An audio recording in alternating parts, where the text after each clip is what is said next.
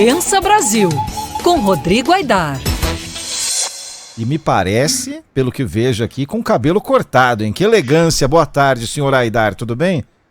Boa tarde, Felipe. Boa tarde aos ouvintes. Cabelo cortado em casa, viu, Felipe? Na maquininha. Então, não, ficou bonito, ficou ótimo. Um buraco aqui a colar, leve em consideração aí.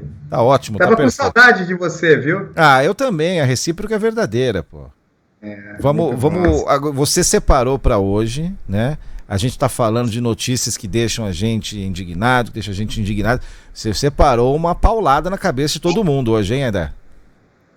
Felipe, um salve aí para os ouvintes. A notícia de hoje é aquela que faz a gente perder um pouco a esperança na humanidade. Só não faz perder a esperança totalmente, porque assim, eu vou falar sobre o comportamento de um juiz, só que este juiz, ele é minoria. Tá. Eu tenho conversado com alguns juízes, de fato, o comportamento dele espantou, inclusive, os seus colegas. Do que a gente está falando? Faz umas semanas, inclusive, a gente se chocou aqui no Pensa Brasil, aqui no meio do dia, e comentou o comportamento daquele advogado na audiência da Mariana Ferrer. Certo. Naquela audiência em que a Mariana Ferrer há uma acusação de estupro, e o advogado do acusado acaba se comportando de maneira bastante questionável, para dizer o mínimo, em relação à vítima. E a gente observou ali, Felipe, o seguinte, que a pandemia ela fez com que as audiências da justiça, que antes eram físicas, pessoais e não eram gravadas, se tornassem audiências virtuais e gravadas. E como são virtuais e gravadas, elas passaram a ser expostas para o público. E a gente começou a ver coisa que só gente que trabalha com justiça costuma ver. Chegou ao grande público alguns comportamentos que a gente ouve falar ou pode imaginar que tem, e eles ganharam as redes. É o caso que eu vou mostrar hoje, que é o seguinte.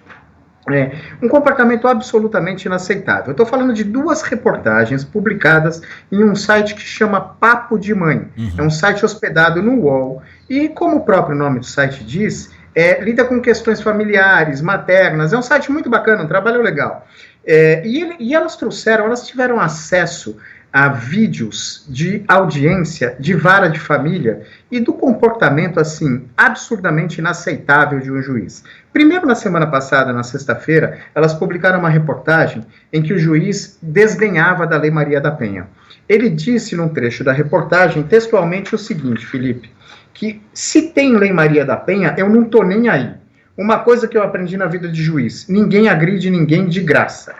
Era um caso de violência doméstica, e o sujeito disse isso e disse mais. O ouvinte pode entrar no site e ver lá a transcrição dessa audiência. Mas até então, não tinha vindo à tona os vídeos que foram publicados em uma nova reportagem desse site ontem à noite. E os vídeos da audiência são estarrecedores, e eu separei para a gente alguns trechos dos áudios, pequenos trechos, tem mais trechos nas reportagens, mas para o ouvinte ter uma ideia do que eu estou falando de comportamento inaceitável. Eu pediria para você colocar aí agora, Felipe. Vamos colocar então alguns exemplos, vamos lá. Ela não quis a guarda? Assim, a pergunta é simples, ela não quis a guarda? Agora, esse homem precisa trabalhar, essa mulher precisa trabalhar. Esses dois vão ter que resolver entre si quem vai ficar com a criança, se não dá para adoção, se não pode cuidar do filho. Põe num abrigo, sei lá, faz alguma coisa assim. Essa é a primeira. Vamos colocar mais? Essa é a primeira. Pode tocar o segundo e o terceiro, pelo menos. Vamos Felipe, colocar mais aqui. Não dá para chegar e falar, olha, você tem a obrigação de me ajudar. Não, ele não tem. Ele não tem. Você não quis a guarda, filha? Aceita os ônus dela. Quem tem que se virar para arrumar alguém é a senhora. Não necessariamente ele. Mais uma.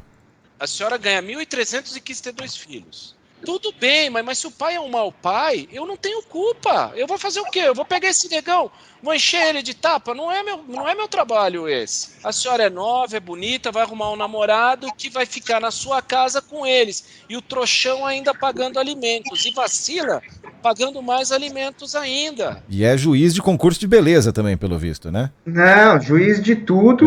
E veja só o comportamento dele. Isso é na primeira audiência narrada por essa reportagem. Tem a segunda audiência, que eu separei também 3 trechinhos, até menores, Felipe. Vamos lá. Bota para rodar, por favor, agora. Posso falar? Eu não tô nem aí se a sua cliente ficou com ônus, ficou com os filhos. Ela não disse isso, cliente. Eu não tô nem aí se ele não visita. Eu não tô nem aí, esse problema é deles. Me desculpe, A senhora sabe quanto eu estudei na minha vida, o que eu deixei passar na minha vida, para nessa altura vir uma qualquer e falar que eu estou defendendo parte? A senhora me ofendeu, senhora. Para mim é diferente. Se eu decidir 10 sentenças, ou 5 sentenças, ou não fazer nada, o meu salário é o mesmo. Tá aí. O ofendido, né? O ofendido. Esse último é a cereja do bolo. É maravilhoso, né, gente? Se eu não fizer nada, o meu salário é o mesmo. O salário desse juiz em outubro foi de R$ 40.274. 40 mil. R$ 40.274,10 em outubro. Em novembro, R$ 37.984,32. Para fazer nada, como ele diz. Na verdade, a gente ganharia muito se um sujeito desse não fizesse nada. Tudo que a gente queria é que ele não fizesse nada, porque para fazer isso... E, Felipe, isso é uma vara de família. É um lugar onde as pessoas chegam, elas já estão fragilizadas. Elas estão ali ou porque... estão num divórcio litigioso, estão brigando pela guarda do filho, ou um caso de violência doméstica. Isso é inadmissível em qualquer lugar. Numa vara de família, muito pior.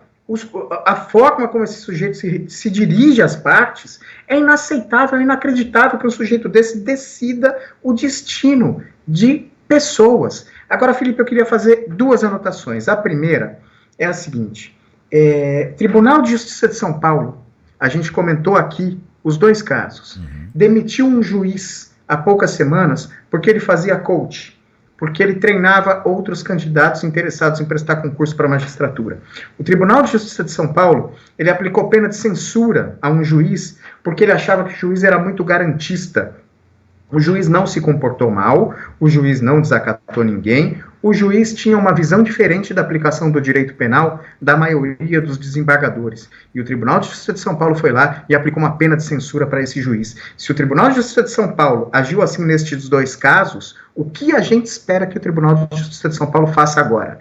Na reportagem do site Papo de Mãe, o TJ disse que instaurou uma comissão para investigar esse juiz. Eu acho que esse juiz deveria ser afastado liminarmente já, porque ele não tem condição de fazer mais nenhuma audiência. E a segunda anotação, a TJ de São Paulo e alô CNJ, Conselho Nacional de Justiça, por favor, você pode analisar esse caso de ofício à corregedoria. Precisa se manifestar sobre isso. E a segunda anotação que eu quero reforçar, Felipe, é a seguinte: é minoria. A gente não pode, como às vezes a gente vê os comentários, dizer o judiciário é isso, o judiciário não é isso.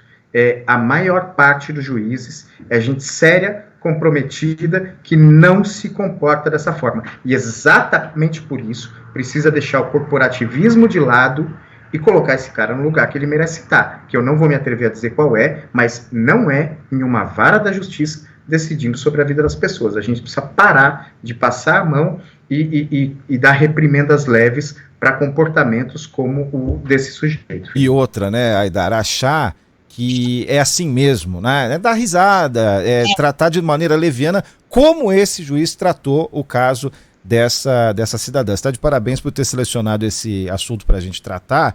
E TJ de São Paulo e CNJ, se quiserem mandar comentários aqui para nossa coluna, fiquem absolutamente à vontade, que nós vamos receber e divulgar com o maior prazer, porque esse caso não pode ficar assim.